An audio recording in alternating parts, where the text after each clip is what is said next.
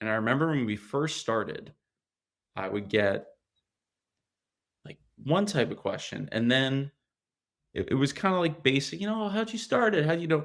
And now people who have no experience in entrepreneurship, no experience starting a business, suddenly have access to all of this verbiage and these terms that they've heard from Shark Tank, that they've heard just from online. So like the democratization of language is helpful, but like language 15 years ago, 10 years ago used to signal that you knew something about it Right. and you had some expertise. Now everyone can use those words and use those terms and make themselves sound like they know what they're talking about. Like the amount of times I get asked about our runway because that's like the first thing they ask on Shark Tank is crazy, and it's such a weird question to ask a company. Um, it's Yeah, well, it's one of the things that I mean, so most of my consulting practice was focused on a couple of different things: process improvement, scaling organizations, and helping companies with systems and processes around things like project management and program management and things like that. And um, the the interesting thing that happened, this happened a couple of different uh, bios ago. So I was at a conference. I was standing in a group. There was an individual that was there that was relatively fresh out of college.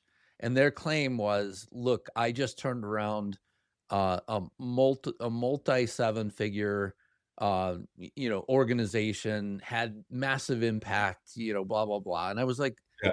"Okay, so I mean, first of all, I mean, maybe you got lucky. Maybe you found somebody that trusted you, one, two, that that you really figured something out that none of us have ever figured out.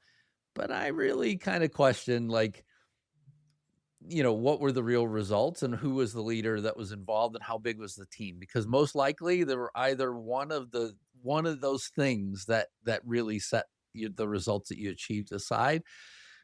Not that, anybody couldn't essentially sit there and Google, how do I do this? How do I talk about it? How do I make sure that I'm using the right language? Back Oh, to your point. 100% ChatGPT generated, and like we get resumes and it's like, oh, come on, at least try to make it seem like ChatGPT. And everything looks the same now because everyone's like putting in the same prompts, using the same language on their things. That also like concerns me too, because the amount of times that like you will ask someone for something and it's clearly just put through ChatGPT. Like, just quickly, and, I've dealt with this with, like, friends when they're doing something or with contractors, and you're like, "Oh," like, you I'm not gonna read something that you didn't read either. Like, you just clearly uploaded the document or, like, put in some prompt and then, like, generated this thing, and now I have to read this stuff that you didn't write, and I'm not gonna read it. I'm probably just gonna put it to ChatGPT. So eventually, we're just gonna be bots just talking at each other. Like you'll have the Dawn bot, all the day bot, and they'll just be going back and forth with stuff that neither of us read or understand. Yeah. Yeah, I've seen there's a meme that's floating around that's similar to that, something like, "Help me write this email," and then, the person who receives it, "Help me read this email," and then "Help me reply to this email." Yeah. And so, yeah, it's, one step after the other, nothing but, essentially AI generated, back and And forth. with that guy that you were just talking about who is kind of projecting himself to do something with, uh, potentially misleading, that goes a little bit to the golden age of fraud thing because, I'm not saying that this guy was fraudulent, but this guy clearly was projecting Yeah. himself as something that might not be entirely true. And so it's almost to be able to ask him about that and uncover the truth, Mhm. like someone would have to have an expertise in that area to be able to ask the right questions and suss out the right information. So that's where like we have a greater responsibility to be experts, to be smarter, to be more skilled in these areas so we can actually uncover the truth, the remove the patina of the projection. Yeah, I mean, I guess the other point that I would make here as well, because I've said the same thing, that we're going to have to become a lot better at really understanding, what is the stem of the thing that you're talking about, so that you can get to the real root of, does this person really understand, or are they just sort of, echoing things that they've heard or whatever. Mhm. Um, I, I I recently, ran across somebody that had said, hey, look, I get all my news from social media, and the particular social media that they use, I'm very familiar with how their algorithm works. And I'm like, it's shaped in what you want to hear.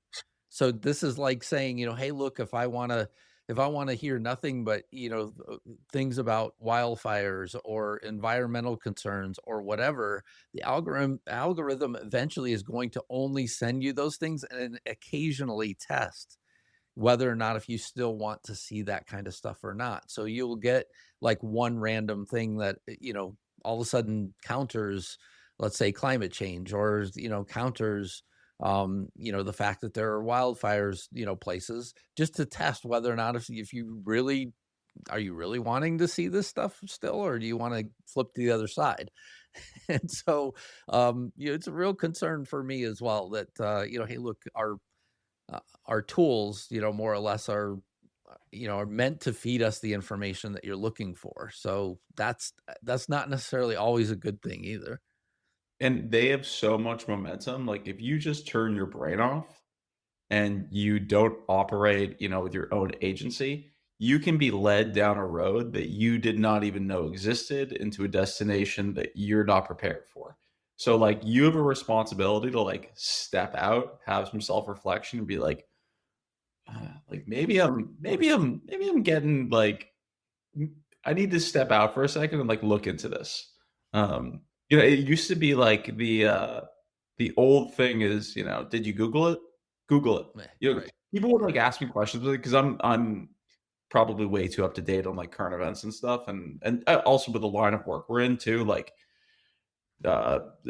national dynamics always kind of, affect, life science and education, and, the amount of times that, like, people will just ask you something, you're like, "Well, Google it yourself, like, look into it, have some curiosity, like, develop a perspective, like, actually, like, become schooled in this thing versus just you know, you you don't need to know about everything. Like, Mm, know about some things really well, and if you just because you came across something, like, have some insight and have some personal responsibility and actually dig into it. Um yeah. Yeah. Absolutely. Last question. What excites you?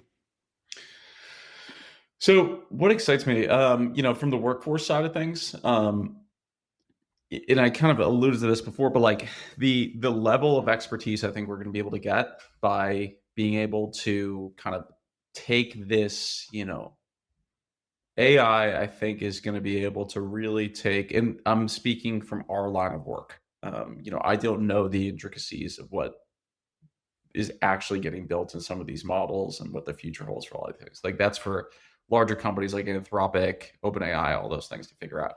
But from the workforce side of things, like I'm really excited to see the level of expertise people are able to get to because they're able to concentrate on the things that actually matter. Like, we were talking about how um, you're able to be when you bring in more people, you're able to be more strategic. You're able to be more forward thinking in your job. And what AI does is it kind of like gives you the staff of people just personally for you to handle those things so you can focus on that and that work that really, really matters.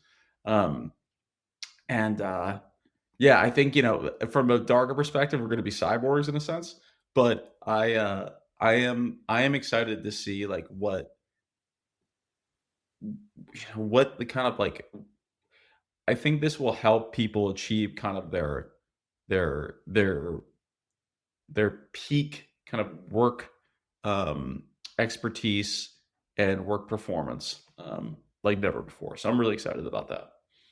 Yeah. Absolutely. Well, David, thank you so much for being on the Life Science Success podcast and for sharing what's going on at Stack Education. And your work seems so critical as well for especially our space. So thanks a lot for coming on and telling us a little bit more about the company.